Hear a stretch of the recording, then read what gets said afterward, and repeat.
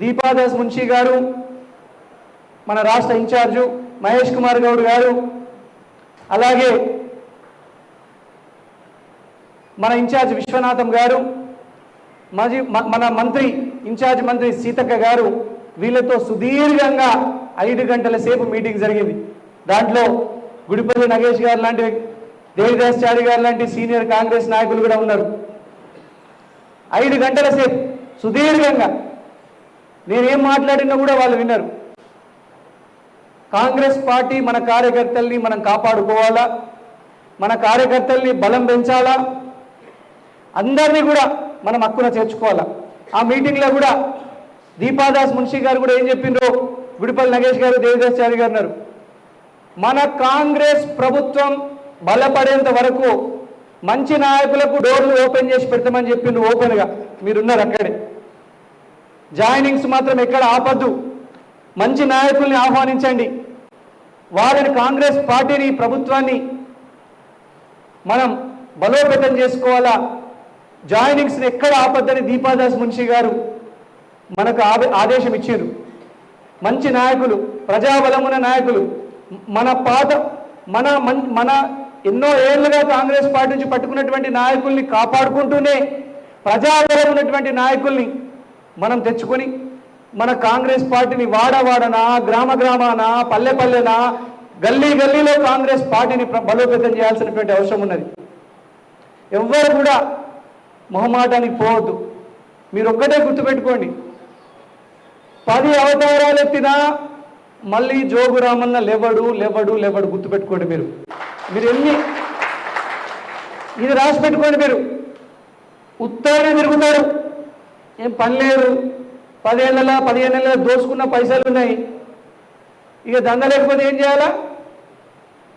ఒక పిల్లిని తెచ్చి, తెలుసు కదా మీకు, నేనేం చేయండి, ఆ 15 ఏళ్ళ పైసలు ఉన్నాయి, 15 ఏళ్ళ సంపాదించినటువంటి పుక్కటి సంపాదించిన పైసలు ఉన్నాయి, ఉత్తరా తిరుగుతున్నాడు. తిరగండి. గరీబోళ్ళకు ఆయన కోసం ఏం గరీబోళ్ళని కోరుకుంటలేరు. ఆయన రాజకీయ జీవితం ముగిసింది. ఇక మనకున్న ప్రత్యర్థి బీజేపీడు.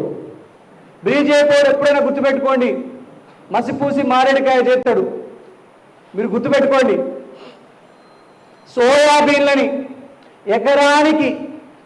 ఎకరానికి 10 క్వింటాల నుంచి 12 క్వింటాలు దయచేసి కొనండి అని ఇప్పుడు కాదు, జూలై నెలలోనే నేను తుమ్మల నాగేశ్వరరావు గారికి, వ్యవసాయ శాఖ మంత్రికి లభించాను.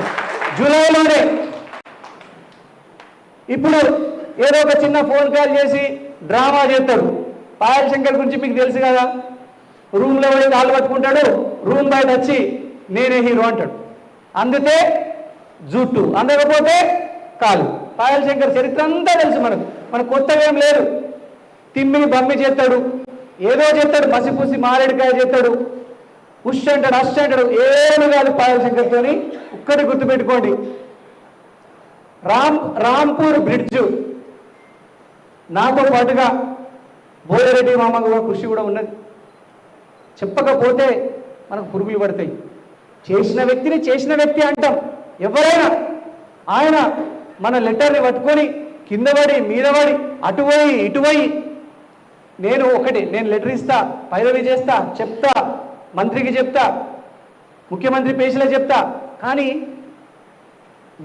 ఆ ఊరి డెవలప్మెంట్ కోసం ఆ ఊరి వ్యక్తికి కూడా కొంచెం ఆ బలం కావాలా, ఎంబడి పడాలా.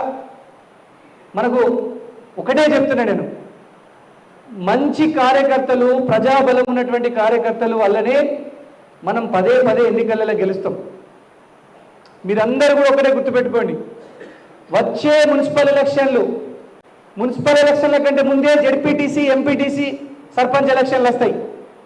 మీరు ఇప్పటి నుంచే సన్నద్ధం కండి. ఇప్పటి నుంచే మీ ఊర్లల్లో సర్పంచ్లు ఎవరిని పెట్టాలా, ఎవరు పెడితే గెలుస్తారు అనేది మీరు ఆలోచన చేసుకోండి.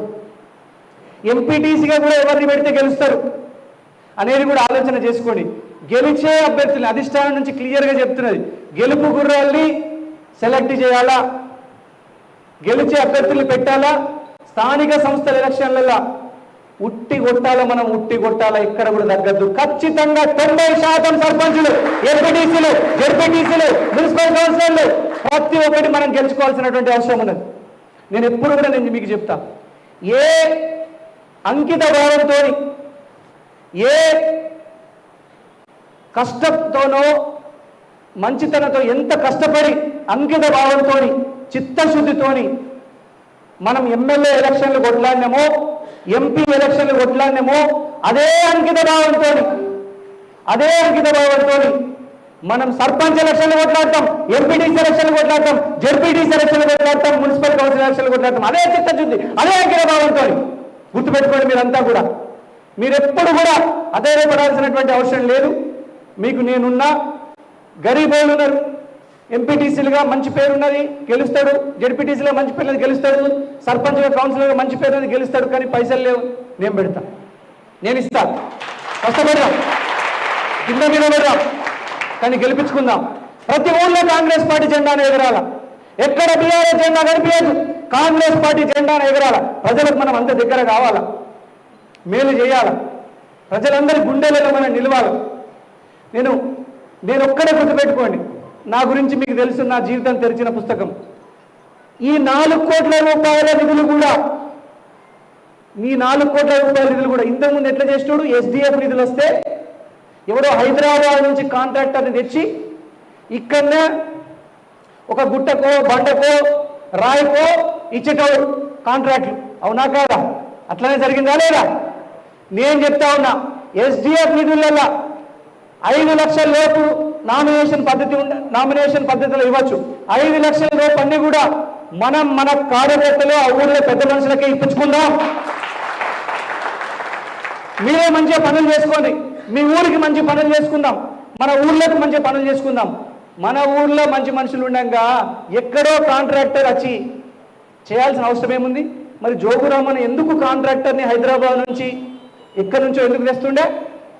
పైసలు వసూలు చేసుకోవచ్చు. ఊర్లో మంచికి పనిస్తే అందరు పైసలు వసూలు చేస్తే ఆడు 10 మందికి పోయి చెప్తాడు. అందుకని హైదరాబాద్ నుంచి కాంట్రాక్టర్ తెచ్చి పనులు